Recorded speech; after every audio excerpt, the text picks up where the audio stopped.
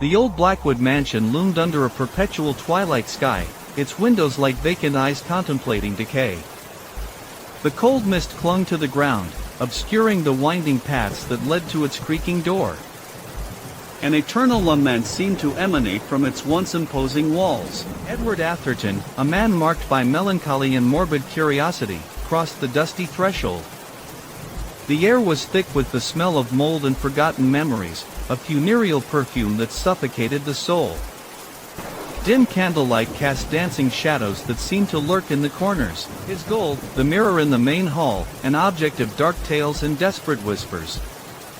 It is said that it reflects not only the present but also the echoes of trapped souls, caught in a limbo of regret.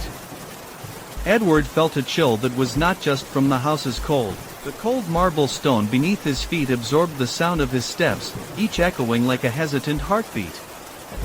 The silence was broken only by the rustling of cobwebs and a distant, almost imperceptible noise, like a held breath. He stopped before the mirror, his reflection a pale spectator on a stage of darkness. The golden frame, once opulent, now decayed, its dark carvings suggesting scenes of pain.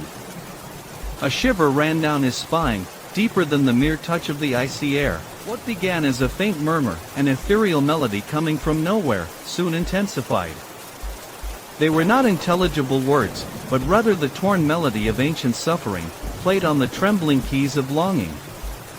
Edward tried to ignore it, but the notes clung to his mind like poisonous vines. His own reflection seemed to contradict him, his eyes deeper, his skin paler.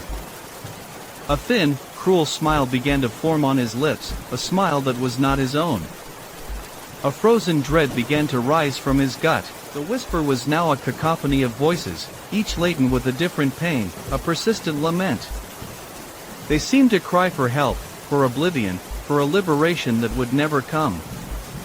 He felt the presence of others, not visible, but palpable, like a pressure in the air. Reality began to warp. The mansion's walls seemed to ripple as if alive. The floor beneath his feet swayed, and Edward felt the vertigo of an abyss opening to nothingness. The mirror was a portal, not just to the past, but to a tangible nightmare.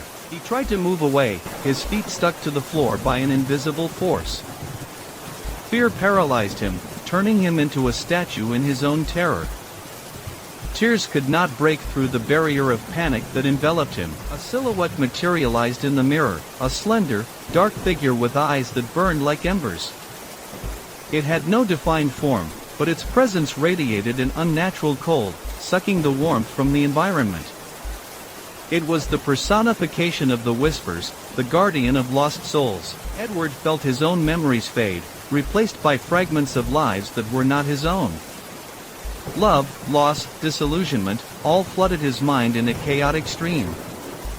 He was no longer Edward Atherton, but a mosaic of afflicted souls. The mirror began to pulse with a violet light, pulses of dark energy spreading through the room. The mansion's decor disintegrated into dust and shadows, a glimpse of true desolation. Time seemed to have stopped, or worse, to have relived its worst moments. He heard his own name, not called by anyone, but echoed by all the trapped voices. It was an invitation, a call to join them in the eternal silence of the reflection.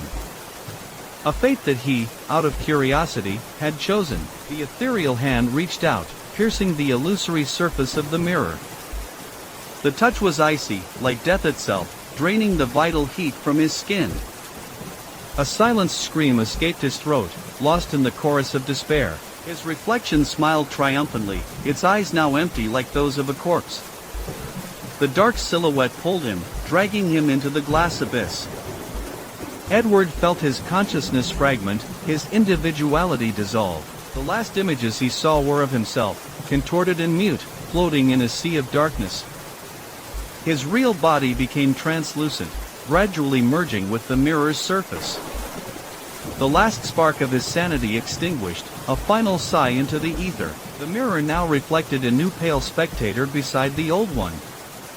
A vacant stare, a fixed smile, and immeasurable sadness in its eyes. The Blackwood mansion held another imperishable secret. And the whispers would continue, seeking more unwary souls. The mansion's door creaked, blown open by the icy wind that swept through the now silent room. A new shadow formed at the entrance, drawn by the echoes of suffering.